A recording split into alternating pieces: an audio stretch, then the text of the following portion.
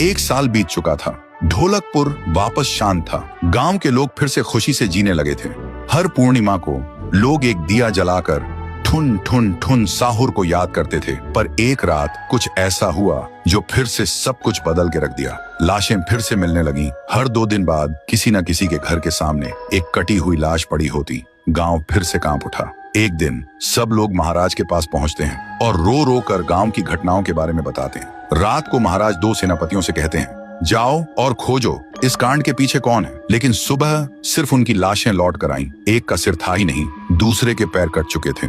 महाराज समझ गए कुछ तो लौट आया है, कुछ जो सिर्फ मौत का खेल खेल रहा है। और फिर कहते हैं, अब इस जंग का सामना मुझे ही करना होगा। उसी रात महाराज चुपके से गांव में आते हैं और एक पेड़ के पीछे खुद को छुपा लेते हैं। और ठीक रात के 2:30 बजे अचानक कहीं से धुआं छा जाता है और उस धुएं के अंदर से एक आवाज आती है,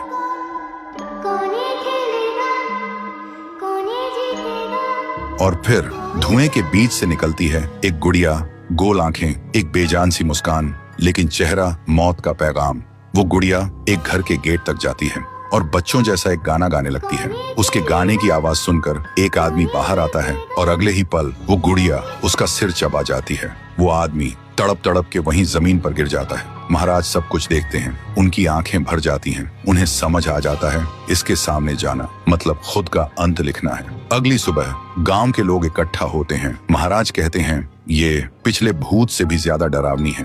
इसे सिर्फ वही हरा सकता है जो मौत को पहले ही हरा चुका है। और फिर एक पूर्णिमा की रात सब लोग दिया जलाकर पुकारते हैं, आप वापस आइए, आपके बिना ये गांव जिंदा तो है पर जीने जैसा नहीं। तभी एक आवाज गूंजती है, ठुंग ठुंग ठुंग ठुंग ठुंग ठुंग ठुंग ठुंग ठुंग साहुर। और उसी देह की आग से एक जलता हुआ पेड़ बनने लगता है और उसी पेड़ में से ठुन ठुन ठुन साहुर निकलता है। तभी फिर से वही धुआं छा जाता है और उसके साथ ही एक आवाज।